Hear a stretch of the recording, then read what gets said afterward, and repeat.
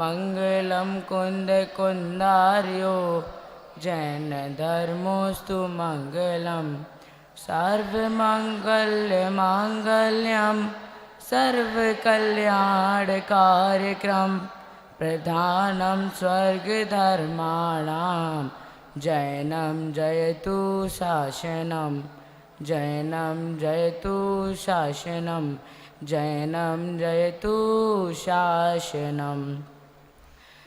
तो आज के विषय को स्टार्ट करने से पहले हम समझ लेते हैं छैडाला जी का सामान्य परिचय। तो जो हमारी ये छैडाला है, इसके जो रचयिता हैं वह हैं पंडित दौलत राम जी। तो जो पंडित दौलत राम जी के पूर्व छैडाला जी 2 बार और लिखी जा चुकी है। पूर्व में जैसा कि अवरल के द्वारा से हमने जाना था कि छैडाला जी के 2 और रचयिता हैं, वह हैं पंडित बुद्धजन जी और पंडित ध्यानत राय जी। तो अब जब 2 बार तब छैडाला जी का निर्माण हो चुका था, परंतु उनकी छैडालाएँ वह थोड़ी प्रचलित नहीं हुई थी। तो पंडित दौलत राम जी ने उन्हीं के आधार पर, उन्हीं के विषय लेकर उनके आधार से इस वाली छैडाला का निर्माण किया और यह समाज में बहुत प्रचलित हुई। तो अब छैडाला जी के माध्यम से हमने यह तो जान लिया है कि क्या है, लेकिन छैडाला का मतलब क्या है, इसमें क्या है, छह ढाल। छह का तो मतलब सब जानते ही होंगे, छह, लेकिन ढाल का मतलब क्या होता है। तो ढाल का मतलब यहाँ पर होता है, जैसे पुराने टाइम में क्या थे, योद्धा लोग थे, तो वह क्या करते थे, योद्धा जब युद्ध करने जाते थे तो वो कैसे लड़ते थे, वो तलवार वगैरह से लड़ते थे। आज के टाइम पे तो क्या, बंदूक, मिसाइल, गोला बारूद, बम वगैरह इन सब का प्रयोग होता है, परंतु उस टाइम पे तो ये थे नहीं। तो उस टाइम पर जब योद्धा वगैरह हमारे राजा महाराजाएँ वह युद्ध करने जाते थे, तो फिर वो कैसे करते थे, तलवार के द्वारा। और तब तलवार जब उन पर कोई प्रहार करे तो वो उनसे बचेंगे कैसे, और उससे बचने के लिए वह ढाल का प्रयोग करते थे।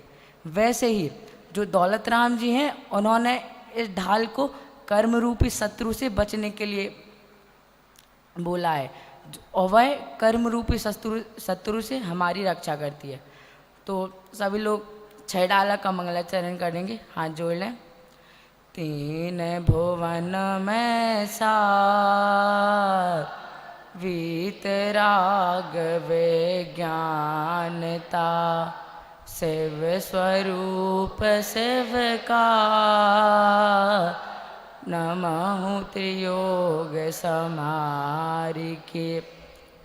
3 भुवन में सार अर्थात तो तीनों लोक में सबसे उत्तम वस्तु क्या है, जो 3 लोक कौन से, ऊर्ध्वलोक, मध्यलोक, अधोलोक।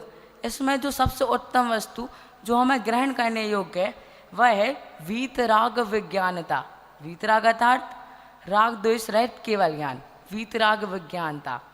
तो जो वीतराग विज्ञानता है, राग द्वेष रहित केवल ज्ञान, वह हमें ग्रहण करने योग्य सबसे उत्तम वस्तु है। शिव स्वरूप शिवकार नमो त्रियोग समारी के। शिव का मतलब क्या होता है, मोक्ष, और मोक्ष में क्या मिलता है हमें, सुख। सुख से क्या, आनंद। तो जो शिव स्वरूप अर्थात आनंद स्वरूप शिवकार, तो यहाँ पर शिवकार जो मोक्ष प्राप्त कराने वाला है, राग द्वेष रहित केवल ज्ञान जो हमें अनंत सुख को प्राप्त कराने वाला है और मोक्ष का मार्ग बताने वाला है। इसको मैं तीनों योगों से, 3 योग कौन से, मन, वचन और काय द्वारा सावधानी पूर्वक नमस्कार करता हूँ। यह तो हो गया मंगलाचरण का अर्थ। अब जो पंडित दौलत राम जी हैं, उन्होंने छैडाला के बारे में क्या बताया है, जैसे इसमें 6 ढाल हैं तो उसमें अलग अलग वर्णन भी होगा।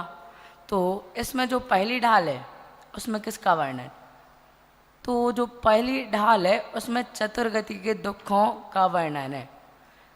अब मैं आपसे एक प्रश्न पूछूं, यहाँ पर कोई ऐसा है कि जो पूर्ण रूप से सुखी है इस संसार में, ऐसा होगा तो कोई नहीं।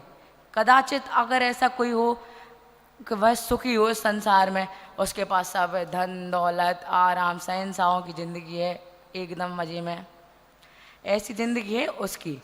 अब लेकिन अगर बात करें, अब उसको सब सुख तो प्राप्त है, परंतु अब क्या, अब उसको मान लो बच्चों के लिए उन्हें सबसे ज़्यादा प्रिय क्या है? खेलना। अब उन्हें मान लो भैया के, और सब भैया ने बोला जितना खेलना है खेलो, आज मन भर के खेलो। वो कितना खेलेंगे? 3 घंटे, 4 घंटे, 5, अधिकतम 6 से 7 घंटे। अगर अब उनसे और बोला जाए और खेलो, तो वह क्या वह खेल पाएंगे अंकित? वो नहीं खेल पाएंगे। अतिशय है, उसको बास्केटबॉल खेलना पसंद है। अब वो इतने घंटे के बाद थकेगा, अब उसको क्या चाहिए? आराम। अब लेकिन भैया ने बोला अब तो तुम खेलो। खेलना से क्या होता है? खेलने से हमें सुख की प्राप्ति होती है। अब जब उसको मना कर दिया है अब खेलो सुन, अब उसको क्या चाहिए? आराम। लेकिन नहीं है तो उसमें क्या हुआ? उसे दुख का कारण हुआ। लेकिन इसलिए संसार में कहीं भी सुख नहीं है, चाहे वह मनुष्य गति, त्रियंच गति, देवगति या नरक गति हो। और इसके पश्चात पंडित दौलत राम जी ने दूसरी ढाल में बताया कि चतुर्गति में दुखों के वर्णन का, चतुर्गति में दुख का कारण कि हमें दुख क्यों भोग रहे हैं, चतुर्गति में भटक क्यों रहे हैं, इसका कारण क्या है। जो चतुर्गति है उसमें भटकने का कारण, तो इसके सबसे महत्व कारण तो इसका क्या है? मिथ्यात्व। मिथ्यात्व ही इस संसार में भटकने का मुख्य कारण है। ऐसा पंडित जी दौलत राम जी ने हमें दूसरी ढाल के माध्यम से द्वारा बताया। अब उन्होंने क्या बताया? उन्होंने मिथ्यात्व को 2 प्रकार से बताया, ग्रहित मिथ्यात्व, अग्रहित मिथ्यात्व। अग्रहित मिथ्यात्व अर्थात जो अनादिकाल से चली आ रही है। जैसे कोई अनादिकाल से बलि वगैरह हैं, चढ़ती हैं, हम उनको चढ़ाते हैं, वह कब से? अनादिकाल। लेकिन उनका हमारे पास हम पूछें उसका वैलिड रीज़न है क्या कोई? उसका वैलिड रीज़न तो कोई है नहीं। हमें ना पता है, लेकिन देखा देखी में हम कर रहे हैं, करे जा रहे हैं। किसी ने पूछा कि हम ऐसा क्यों करते हैं? अब भाई साहब कर रहे तो हम कर रहे हैं, वह होता है अग्रहित मिथ्यात्व। और ग्रहित मिथ्यात्व का अर्थात, ग्रहित मिथ्यात्व का मतलब क्या? तो ग्रहित मिथ्यात्व का मतलब होता है जो नई नई प्रथाएं चली हैं और वो भविष्य काल में भी चलेंगी और आगे चलेंगी, उसको कहते हैं हम ग्रहित मिथ्यात्व। अब जो चतुर्गति में दुख हैं और उनके भटकने का हमने कारण भी जाना और चतुर्गति के दुखों का भी वर्णन किया हमने। अब तीसरी डाल में हमें क्या चाहिए? सुख। अब हमें उस सुख की प्राप्ति कैसे होगी? तो इसमें पंडित दौलत राम जी ने तीसरी डाल के माध्यम से द्वारा हमें बताया, सम्यक दर्शन ज्ञान चारित्राणि मोक्ष मार्गा। यह तत्वार सूत्र में सूत्र है, इसको आचार्य उमा स्वामी ने बताया है। सम्यक दर्शन, सम्यक ज्ञान एवं सम्यक चारित्र, यह सभी है वह हमें सुख के कारण है।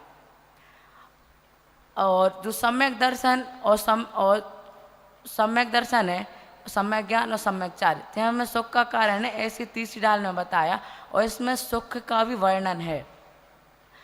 और चौथी डाल में बताया है कि सम्यक ज्ञान और सम्यक चारित्र का स्वरूप, इसमें क्या है, मुनिराज हैं वो कैसे सकल देश को धारण करते हैं, देश चारित्र, इन सब के बारे में बताया। अब बात आती है, अब हमने इनके जो स्वरूप हैं उसको तो जान लिया, लेकिन अब कोई बात बताओ, आपसे एक प्रश्न पूछूं।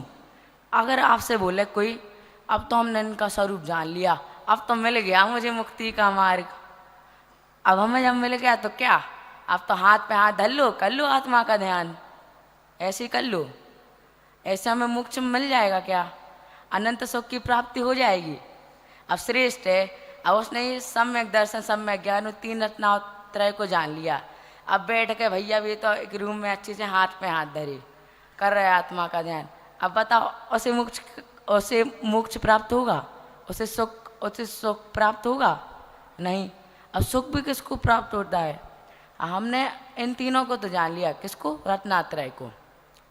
लेकिन जो सुख प्राप्त होगा वह होगा मुनिराज बनकर, मुनि दशा में ही हमें सुख प्राप्त कर सकते हैं। तो इसमें बता रहे हैं 5वीं ढाल जिसका आज का विषय है, उसमें है भावना। उसमें 12 भावनाओं के द्वारा मुनिराजों का स्वरूप बताया है। अब जो भावना है उसमें भी हैं 2 प्रकार, शुरू के 6 होती हैं वैराग्य परक भावना। कौन सी? वैराग्य परक। और अंतिम जो 6 भावना होती हैं वो होती हैं वेद विज्ञान परक।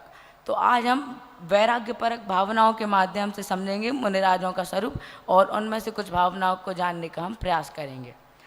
आप पाठ के लिए जिनेंद्र अर्चना में 288 नंबर का पेज खोल लें और हम पाठ करेंगे 5 में ढाल। मुनि सकल व्रति बड़ भागी, भव भोगन तै वैरागी, वैराग्य उपावन माही, चन तै अनुप्रेक्षा भाई। अब मुनि सकल व्रति बड़ भागी, इसका क्या मतलब? तो हमारे मुनिराज, कौन से मुनिराज? भावलिंगी, आत्मा का ध्यान में हमेशा वो लीन रहते हैं, और वह दिगंबर। इसमें एक प्रश्लिष्ट भक्ति में आया है, निर्ग्रंथों का मार्ग, निर्ग्रंथों का मार्ग हमको प्राणों से भी प्यारा है, दिगंबर विष न्यारा है, निर्ग्रंथों का मार्ग। इसमें क्या आया? दिगंबर बेस प्यारा है, जो पूर्ण तरह नग्न रहते और अपनी शुद्धोपयोग में ही लीन रहते हैं। ऐसे हमारे मुनि, वो कैसे होते? सकल मुनि सकल व्रति बड़ भागी। सकल व्रति मतलब महाव्रतों के धारक। क्या? महाव्रतों के धारक। ऐसे हमारे बड़े भाग्य वाले मुनिराज होते हैं। अब यहाँ पर बड़े भाग्य हमने क्यों लिया? इसमें क्या बड़ी बात है? हम मुनि बन रहे, तुम मुनि बन रहे, क्या बड़ी भाग्य वाली? अब इसमें इसलिए क्योंकि उन्होंने क्या किया? वैराग्य को धारण किया। अब वैराग्य को धारण कर सकते, इसलिए उन्हें बड़े भाग्य वाले कहा। लेकिन इसमें बड़े भाग्य वाले की ज़रूरत क्या थी? इसको हम चलो एक उदाहरण से समझते हैं। मान लो आप 2 साल से अपने घर वालों से नहीं मिले और आप चले गए, आप कहीं से भी जा रहे, एरोप्लेन, ट्रेन, कहीं से भी जा रहे। अब अचानक वो ट्रेन लेट हो जाए और वो कैंसल हो जाए, तो आपको कैसा लगेगा? बोलो अंकित, कैसा लगेगा? बहुत बुरा लगेगा। ये तो हमें यही राग की बात, छोटी सी बात, लेकिन उन मुनिराजों ने किसका त्याग किया? अब शरीर से बोलें, उन मुनिराजों ने किसका त्याग किया? उन्होंने तो इस पूरे संसार से वैराग्य को धारण किया है। जितने भी इंद्रियों के भोग हैं, इन सब से वो कैसे हो गए हैं? विरक्त। विरक्त हो गए हैं इन सब इंद्रिय भोग से। क्या है इंद्रिय भोग से आसान है विरक्त होना? इसलिए हम इन मुनिराजों को बड़े भाग्य वाला बताया है। भव भोगन तय वैरागी, इन्होंने क्या किया? मुनिराजों ने वैराग्य को धारण किया। इन्होंने मुनिराजों ने वैराग्य को धारण करके अपने भव को सुधारने का प्रयास किया है।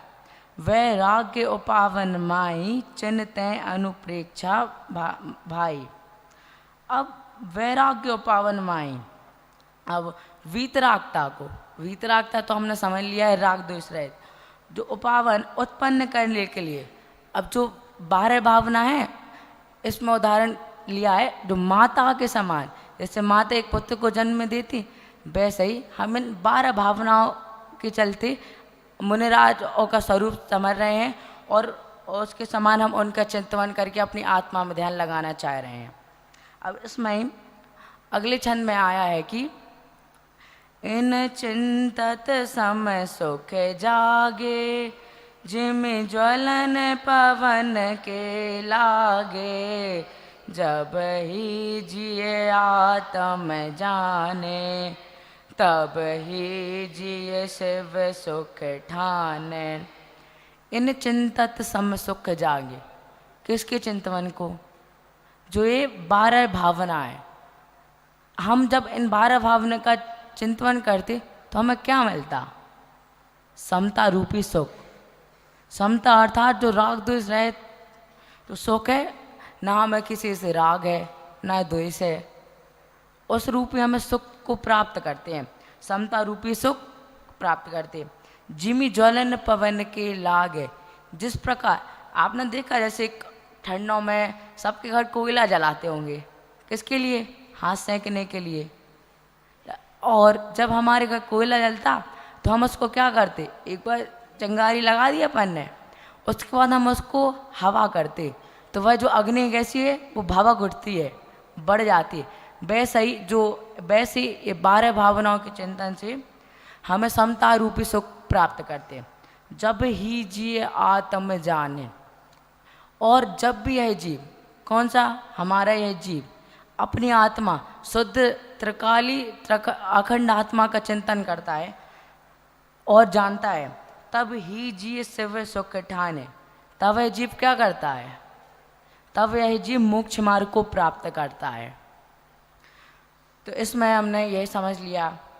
अब जो होती हैं 6 प्रकार की भावना, कौन कौन सी, वैराग्य परक, अनित्य, असरण, संसार, एकत्व, अन्यत और असुचि।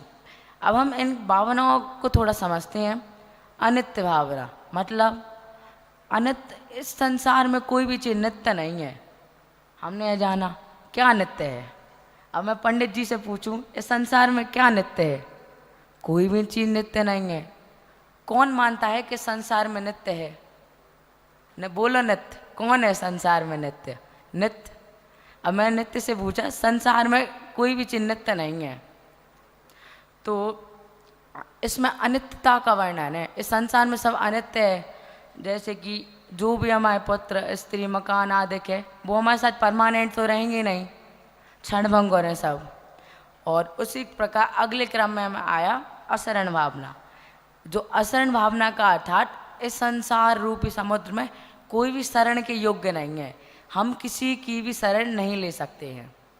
इसमें हमें किसी की भी शरण योग्य नहीं है संसार में। और इसके बाद आता है संसार भावना। अब संसार भावना का मतलब, तो इसमें होता है संसार भावना में वीतरागता। इस संसार में हमें दुख है। हमने 6 डाला के मंगलाचरण में ही लिखा था, 3 भुवन में सार वीतराग विज्ञानता, शिव स्वरूप सबका नमो त्रियोग समारि के। इस संसार में तो दुख ही दुख है। 6 डाला की प्रथम ढाल में इसका वर्णन है कि दुख है। इस संसार में हम सुख को प्राप्त कर ही नहीं सकते। हमें मत आत्मा के चिंतन से मोक्ष मार्ग को प्राप्त कर सकते हैं। उसके बाद आता है अन्यत्व भावना। इसमें क्या है, इसमें हमें बताया है कि सब हमारे शरीर हैं वो भिन्न है। अब एकत्व भावना में तो आया है कि हम एक अकेले सब जितने भी प्रकार के दुख हैं हम अकेले भोगते हैं। परंतु जो अन्यत्व भावना है उसमें क्या, यही जीव अकेला है, ये हमने जाना एकत्व भावना में। लेकिन अब कोई सामने वाले तो अकेले हैं, जैसे कुटुंबीजन, परिवारजन, ये सब कैसे हैं, अकेले।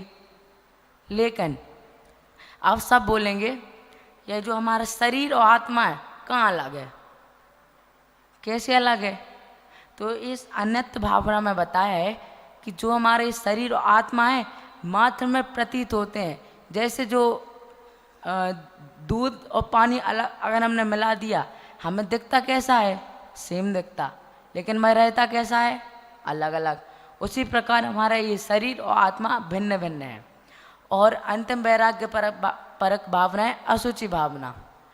इस संसार में, इस विश्व में अपनी आत्मा को छोड़, दक्ष, इसमें अपनी आत्मा को छोड़ सब अशुद्ध है, कोई भी शुद्ध नहीं है। अपनी आत्मा को छोड़, उससे वही एक शुद्ध त्रिकाल अखंड है। ऐसा ये 6 भावना है। अब इसको हम विस्तार से समझते हैं। अनित्य भावना, जो बन ग्रह गोधन नारी, हय गय जन आज्ञाकारी, इंद्रिय भोग छिन थाई, सुर धनु चपला चपलाई। इसमें क्या है, जो बन ग्रह गोधन नारी, मतलब जोवन मतलब जवानी, जोवन ग्रह, ग्रह मतलब मकान, जोवन ग्रह गो धन, गो अर्थात जो गाय भैंस, और धन अर्थात लक्ष्मी। जोवन ग्रह गोधन नारी, और नारी मतलब स्त्री। तो ये जो और जो ये सब हैं क्या, जवानी, घर, गाय भैंस आदि, ये सब स्त्री हैं हमारे साथ नहीं रहती हैं, ये अनित्य, ये सब अनित्य हैं। और जैसे जो वन ग्रह गोधन नारी है गए जन आज्ञाकारी, है अर्थात घोड़ा, और है गए, गए हाथ, गए अर्थात हाथी, है गए जन, और जो हमारे नौकर चाकर हैं ये हमारे कितने आज्ञाकारी हैं, जो सबके किसी किसी के घर पे होंगे, ये सब हैं आज्ञाकारी। हमें लगता है ये सब कैसे हैं, नित्य हैं। और इसी के आगे कह रहे हैं इंद्रिय भोग छन थाई, और जो भोग हैं कौन कौन से, इंद्रिय भोग, स्पर्श, स्पर्शन, रसना, ग्रहण, चक्षुकर्ण, ये क्या है, इंद्रिय, 5 इंद्रिय। इसके जो भोग हैं वह कैसे हैं, वो भी अनित्य हैं, वही भी हमारे साथ कभी नित्य रह ही नहीं सकती। वैसे ही और जो इंद्रिय भोग हैं ये हमारे साथ अनित्य, और जो हमारे साथ कोई भी संसार में नित्य नहीं है। सूर्य धनु चपला चपलाए, सूर्य धनु मतलब इंद्रधनुष। जिस प्रकार इंद्रधनुष से अभी बरसात का मौसम तो चल ही रहा है, दिखा भी होगा कई लोगों को, कितनी देर तक रहता है, थोड़ी देर के लिए। वैसे ही और वह क्षणभंगुर है, वैसे ही है। और चपला, चपला मतलब जो बिजली कड़कती है आसमान में, और तो वह कितनी देर के लिए कड़कती, आधा घंटा या कुछ सेकंडों, कुछ माइक्रो सेकंडों के लिए वह बिजली कड़कती है।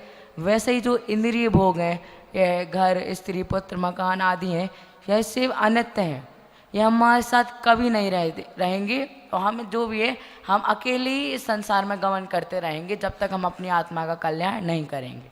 और इसी के आगे असरण भावना में कहा है, सुर असुर खगाद पे जेते, मृग जो हरि काल दलेते, मणि मंत्र तंत्र बहु होए, मरते न बचावे कोई। इसमें पंडित दौलत राम जी कह रहे हैं सुर असुर खगात पे जेते, मतलब देवों के इंद्र, असुरों के इंद्र और पक्षियों गरुड़ेंद्र होते, उनके भी इंद्र आ जाएं, वह किससे मरते, उन्हें तो वह कितने शक्तिशाली होते हैं।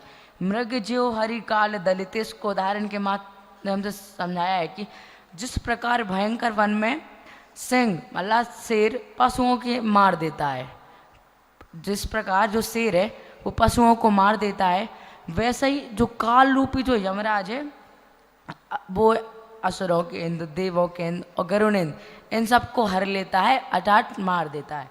मणिमंत्र तंत्र बहु होई, मरते न बचावे कोई। हम कितना भी प्रयास कर लें, अगर हमारी आयु पूर्ण हो गई है तो हम फिर आगे जीवित नहीं रह सकते। जैसे हमारे पास चिंतामणि रत्न, हम उससे क्या कर सकते, सब ले सकते, हम उसके बाद हर चीज़ ग्रहण कर सकते, हमें सब भोग वगैरह हैं मिल जाते हैं हमें उससे, लेकिन हम मृत्यु नहीं, हम मृत्यु को टाल नहीं सकते। जो काल रूपी मृत्यु है वो सबको हर लेती है। यहाँ पर जैसे बताया है, जैसे भी देव दानव विद्याधनों के राजा हैं, वे काल रूपी यमराजों के द्वारा मसले जाते हैं, अर्थात मार दिए जाते। जैसे प्रत्येक वस्तु है वह स्वभाव से तो नित्य है, क्या, ये बहुत गंभीर बात है, स्वभाव से तो नित्य है, परंतु पर्याय अपेक्षा देखें तो वह अनित्य है। जैसे हमारी आत्मा है वह क्या है, नित्य अनित्य। अगर हम उसको द्रव्य अपेक्षा देते हैं, कल ही हमने द्रव्य गुण पर्याय जाने थे, अगर हम उसको द्रव्य अपेक्षा देखें, हमारी आत्मा क्या है, द्रव्य। तो जो द्रव्य है वो जीव, जो जीव है, जीव द्रव्य, वो कब तक रहेगा, अनंत काल तक। जो हमारी आत्मा है वह तो अनादिकाल से संसार में भटक रही है और अनंत काल तक रहेगी, और इसमें हमें प्रयास करना चाहिए कि हम मोक्ष मार्ग को प्राप्त कर लें। और अगर हम पर्याय अपेक्षा देखें, कैसे, अब जैसे अभी आराध्य है वो बैठा है, अब मान लो उसका काल खत्म हो गया है, उसकी आयु पूर्ण हो जाए, तो वो क्या नित्य रहेगा, तो वह द्रव्य अपेक्षा तो नित्य है, परंतु पर्याय अपेक्षा देखें तो उसका यह भाव तो चला गया, क्या चला गया, अब उसको यह भाव तो मिलेगा नहीं। इसलिए ऐसा कहा है कि द्रव्य तो नित्य है परंतु पर्याय अपेक्षा अनित्य है। इसी में संसार भावना में बताया, चहु गति दुख जीव भरे हैं, परिवर्तन पंच करे हैं, सब विधि संसार असारा, या में सुख नाही लगारा। चहु गति दुख जीव भरे हैं। कितने जीव भरे हैं संसार में? चारों गतियों में, मनुष्य गति, देव गति, त्रियंच गति या नरक गति। इसमें अनंत जीव भरे हैं। अनंत कैसे? अगर हम देखे जाएं तो लगभग मनुष्यों की संख्या कितनी होगी? लगभग रिकॉर्ड के हिसाब से 8 साढ़े 8 बिलियन इतना ही कुछ है। ये तो से हो गई मनुष्यों की। अब जो पंचेंद्रिय जीव है, ये वैसे कल्पना मात्र एग्जैक्ट तो बता नहीं सकते, लेकिन लगभग इतनी है। लेकिन हम देखें किसके द्वारा? पंचेंद्रिय पशु वगैरह, ऐसे गाय, भैंस, बकरा, ये कितने, इनकी संख्या आज तक किसी ने नापी? क्या पता नापी हो किसी ने देखा हो कितने हैं। अब परवल से पूछा मैंने, कितने हैं बताओ, गाय भैंस हैं कितने? तो क्या बोलेगा वो? असंख्यात। इनकी कोई गिनती ही नहीं है। कैसी हैं? गिनती ही नहीं है संसार में। वैसे ही 1 इंद्रिय, 2 इंद्रिय, 3 इंद्रिय और चतुर इंद्रिय के जो जीव हैं वह हैं असंख्यात। और बाकी बचे ये तो हो गए इस संसार में। संसार में तो सारे जीव हैं। अब लेकिन जो है देव गति, नरक गति, इनमें भी अनंत जीव हैं। इसलिए बोला है चहु गति दुख जीव भरे हैं। तो 4 गति हैं, यहाँ भी इस हॉल में भी अनंत जीव भरे हैं। इतने सारे जीव इस संसार में फंसे हुए हैं। परिवर्तन पंच करे हैं। ये क्या करते? 5 प्रकार के परावर्तन। परावर्तन क्या होता है? ये जो परावर्तन होता है उसका मतलब परिवर्तन करते रहते हैं। और जो परावर्तन होते हैं वे होते हैं 5 प्रकार के: द्रव्य, क्षेत्र, काल, भाव और भव। इन 5 प्रकार के परावर्तन भी करते रहते हैं। सब विधि संसार असारा, यहाँ में सुख नाही लगारा। अब सब विधि संसार असारा, अब सर्व प्रकार से जो सार रहते यह संसार, इसमें कोई सारभूत है ही नहीं। ना इस संसार में सुख है ना कुछ हमें। अब तनिष्क के पूछा इस संसार में क्या है? सुख है? वो बोलेगा नहीं। इस संसार में सर्व प्रकार से कोई सारभूत है ही नहीं। इस संसार में सारभूत क्या है? कोई है ही नहीं। मात्र एक अपनी स्वयं आत्मा। मतलब एक कितनी कैसी बात है, हम बाहर वस्तु में, बाहर पदार्थों में ढूंढ रहे हैं क्या? सुख। अब लेकिन जो सुख तो हमें अंदर ही बैठा है, क्या? आत्मा। हम बाहर में इतना ढूंढ रहे हैं। अगर हमने अब प्रयास कर लिया होता तो जो सुख है वो हमें तो हम मोक्ष मार्ग को प्राप्त कर चुके होते कथनचित। वह हमारे अंदर ही बैठा है, क्या? सुख, आत्मा। अगर हम आत्मा का ध्यान करेंगे तो हमें अचल सुख की प्राप्ति होगी। और अगर मान लो अगर संसार में सुख होता भी नहीं, क्या? अगर संसार में सुख होता भी नहीं, तो इतने जो तीर्थंकर वगैरह हैं वो काहे को छोड़ते संसार को?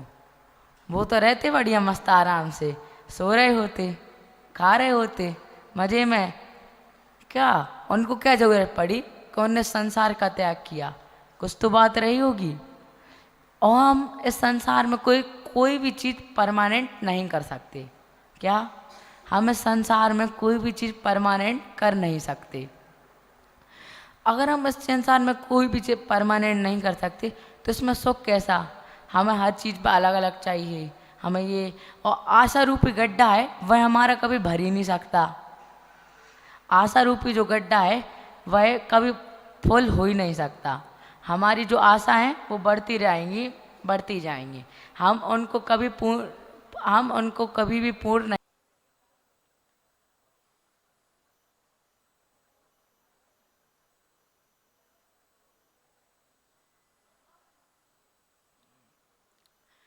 तो हमारी बात कहाँ थी कि हमें संसार में सुख है ही नहीं। हमें अगर हमें शरण लेनी है तो हमें सिर्फ अपनी आत्मा की शरण लेनी चाहिए। और हमें संसार में कहीं सुख प्राप्त हो नहीं सकता। बाह्य पदार्थों में तो हमें सुख होगा ही नहीं। सिर्फ हमें अपनी आत्मा में ही शरण लेनी चाहिए। और अपनी आत्मा की तरह लेकर हमें मोक्ष मार्ग को प्राप्त करना चाहिए। इसी मंगल भावना के साथ मैं अपनी वाणी को विराम देता हूँ।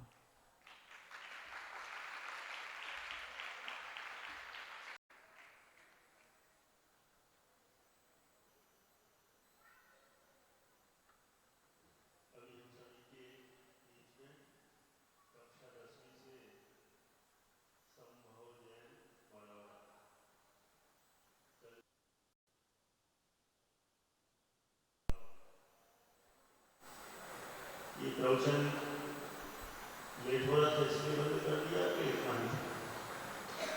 थोड़ा कोई बात नहीं। यहाँ पर संभव जैन ने बहुत अच्छा प्रयास किया और विवेचन जिस तरह से आराम से चल रहा था, एकदम बचा के बहुत अच्छे से सुव्यवस्थित पांचवी ढाल की मुख्यता से पांचवी ढाल पर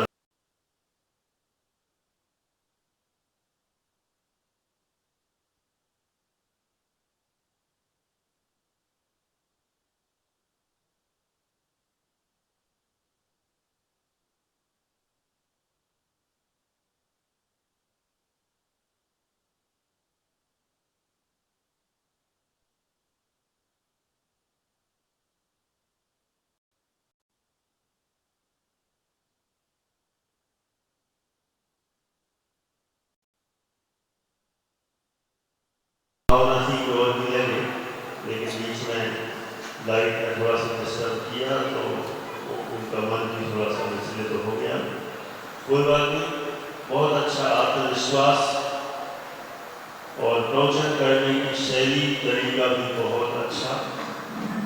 कोई डर नहीं, कोई चेहरे पर शिकन नहीं, आधा घंटा कैसे निकलेगा इस तरह की कोई चिंता नहीं। मुझे लगता है पूरी छूट देते तो आधा घंटा, पौना घंटा, 1 घंटा भी निकल जाता आराम से और बहुत अच्छे से ये प्रवचन करते। बहुत ही अच्छा रहा सब दृष्टियों से, लेकिन फिर भी कुछ न कुछ मायना जो मिस्टेक हो गई कहें या कभी कभी हो जाता है। मैं तो सोचता हूँ कि बड़ों से भी हो जाते हैं, तो ये तो कभी उतने बड़े हुए नहीं हैं, होंगे भविष्य में। जब ये 6 ढाल का परिचय दे रहे थे, उसमें चौथी ढाल में कहा, चौथी ढाल में सम्यक ज्ञान का वर्णन है, सम्यक चारित्र का भी वर्णन है, ऐसा कहा। और फिर सकल चारित्र का भी कथन कर दिया, उसका वर्णन है। लेकिन चौथी ढाल में सम्यक ज्ञान का ही वर्णन है, चारित्र का वर्णन तो 5वीं और नहीं तो मुख्यता से 6ठी ढाल में आता है। 5वीं ढाल में 12 भावनाओं का वर्णन है, तो ये थोड़ा सा इसमें अपन और सुधार कर सकते हैं। 12 भावनाओं में प्रारंभ की 6 भावनाएं हैं, वैराग्य परक, और बाद की 6 भावनाएं उन्होंने भेद विज्ञान परक कही, वो भी अच्छा है। अथवा दूसरा शब्द और जो सर्वप्रसिद्ध है बाद की 6 भावना है तत्व परक। तत्व की मुख्यता है ना, आश्रव भावना, संवर भावना, ऐसी भावना कही, इसलिए वो तत्व परक भावनाएं कही जाती हैं। फिर जब 12 भावनाओं के संबंध में जो शुरुआत में कहा कि इन्हें चिंतन सम सुख जागे, जिनी ज्वलन पवन के लागे, ये 12 भावनाओं के चिंतन करने से क्या होता है, उदाहरण को अच्छे से दे दिया। फिर थोड़ा सिद्धांत थोड़ा सा सामान्य सा रह गया, उसको ऐसा कहना चाहिए, जिस प्रकार माता पुत्र को जन्म देती है तो उसे प्रसन्नता होती है, उसी तरह ये जो 12 भावनाएं हैं, जब इनका चिंतन करते हैं तो उनके चिंतन से मुनिराजों को आनंद की उत्पत्ति होती है, वैराग्य की उत्पत्ति होती है और वृद्धि होती बढ़ता है। जिनी ज्वलन पवन के लागे, जिस प्रकार जलती हुई आग में हवा लगे तो वह आग और भी भड़क कर जलने लग जाती है, उसी तरह मुनिराज तो वैराग्य है, यदि 12 भावनाओं का चिंतन करें तो वैराग्य और भी ज्यादा बढ़ जाए, ऐसा वहां पर कह सकते थे। बाकी कोई गलती हुई हो ऐसा नहीं है, बस हमने थोड़ा सा उसमें विशेष कहा। एक छंद जरूर इसमें मुझे थोड़ा सा खुलासा करना पड़ेगा, और इसमें गलतियां होने की संभावनाएं रहती ही हैं, सबसे हो जाती ज़्यादातर। चहु गति दुख जीवन भरे हैं, परिवर्तन पंच करे हैं, सब विधि संसार का सारा, या में सुख नहीं लगाया। यहाँ जरा ध्यान देंगे सभी बच्चे भी बड़े भी, कि सब पहला नंबर को पढ़ते ऐसे हैं, चहु गति दुख जीव भरे हैं, ये अशुद्ध है। चहु गति दुख जीव भरे हैं, भरे हैं नहीं, भरे हैं। भरे हैं का अर्थ फिर उन्होंने कर दिया, चारों गतियों में जीव, बहुत सारे जीव भरे हुए हैं। भरे हुए हैं ऐसा नहीं करना उसका, चारों गतियों में दुख, चहु गति दुख जीव भरे हैं। भरे हैं माने दुख भोगता है, ऐसा अर्थ। जीव भरे हैं ऐसा अर्थ नहीं करना, चारों गतियों में जीव दुख